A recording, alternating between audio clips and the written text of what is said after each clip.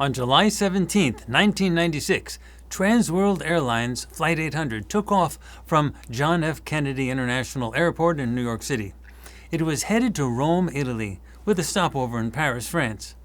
At 8:31 p.m. Eastern U.S. time, 12 minutes after takeoff, the plane exploded and crashed into the Atlantic Ocean near East Mauritius off the coast of Long Island, New York.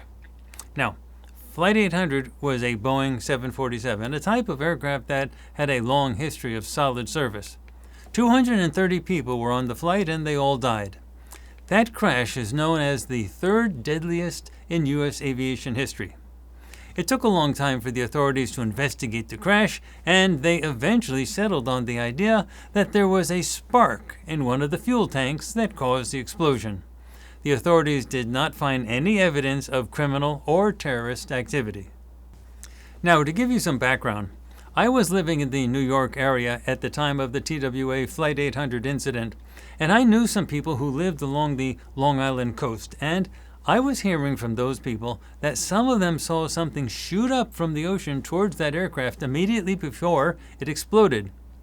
Numerous eyewitness accounts also reported in the official investigation seeing a light streak rise from the surface to the aircraft, something that seemed to match what others from the area were telling me. Although I cannot confirm this, I nonetheless was also personally told that authorities showed up at the houses of some of these eyewitnesses and threatened them not to talk about the incident. I was also told that these same officials confiscated cameras or film that could have been used to film the event.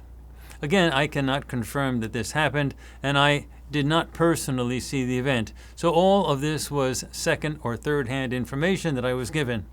But it struck me as odd that such an established aircraft would simply explode. Also, back in the very early days of the Farsight Institute, we tasked a lot of remote viewers with that event, and it seemed to be the rule that sessions described an object like a missile flying up and hitting the aircraft. Now, those remote viewers in those early Farsight days were not nearly as experienced as the ones who work at Farsight today, so I just considered the entire incident as simply weird and unexplained. In my mind, it was just a great big puzzle.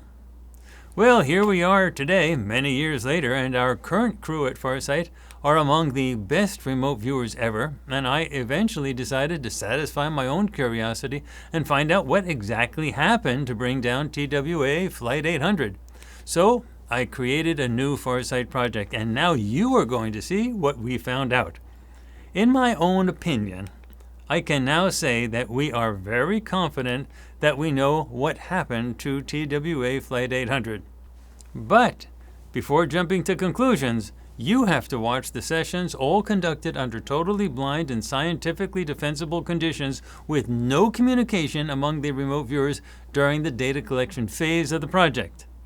The level of corroboration among the remote viewers appears to be very convincing, especially if you are aware of the long public track records of Farsight's remote viewers always working under totally blind conditions. Now, I have to mention something before you watch these sessions. Spoiler alert, we find no evidence that an internal spark in the fuel tank caused the explosion. As you will soon see for yourselves, our results clearly suggest that the plane was shot out of the sky by a missile. Now, naval exercises were taking place below the area where the aircraft exploded, and I am sure that many will want to point fingers at the U.S. military as the cause of the event. But consider this. First, if a missile was the cause of the explosion, we have no idea if the missile came from a U.S. naval vessel. Small handheld missiles can be fired from any type of boat. But let's consider the idea that the missile may have originated from a U.S. naval vessel. If that is the case, again, if that is the case, then there are only two options. The first is that the missile was fired by mistake, something that I consider very unlikely. Accidental missile firings are essentially unheard of. The second option is that an order was given to the commander of the vessel to take out that 747 aircraft. Now, if this happened, again, if this happened, let's think this through. No one would order the destruction of such an aircraft unless there was a really serious reason. And I can think of only two options. The first is that the aircraft may have been taken over in a hijacking, and there was a threat that it could have crashed into a skyscraper, killing lots of people on the ground as well as all the people in the aircraft. After looking over these sessions that you are about to see now, I don't think that happened. The only other option that I can imagine is that there was someone on that aircraft that the authorities could not arrest prior to the aircraft's departure. And that person had something or some information that simply could not be allowed to escape, no matter what the cost. Friends, some things are so crucial to U.S. security that sacrifices, even great sacrifices that include the loss of life, are considered necessary.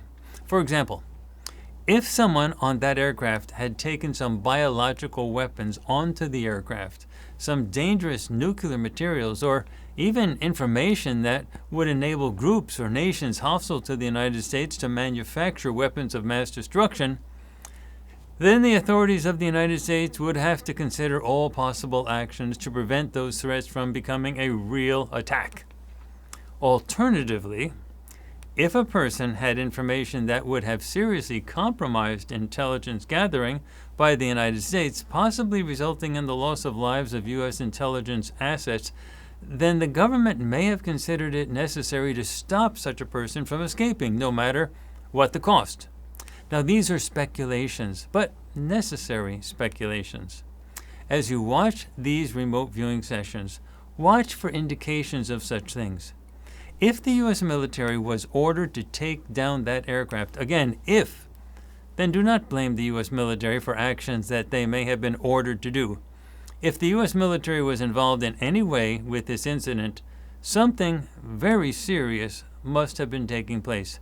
I simply cannot imagine that the U.S. military would have made a mistake in such a situation. There must have been something very serious at stake, something really serious. Again, play the role of a detective as you watch these sessions. You be the judge. Do not rely on us to interpret the data for you. Watch the sessions for yourself, and then you come to your own conclusions. Always remember that Farsight is totally data-driven. We never rely on he said, she said information, and we never accept official reasons for anything. We never state that something is true because so-and-so said it is true. So let us present our data to you so that you can make up your own mind. We have 4 remote viewing sessions for you to see today. Watch and listen to these sessions closely. The answers to these questions are in these data. And after you watch all of the data in these sessions, I will return to pull everything together. We start with a session from Intisam, and then Aziz Brown, Yeme Janae, and finally Shantae. Here are our perceptions of the destruction of TWA Flight 800.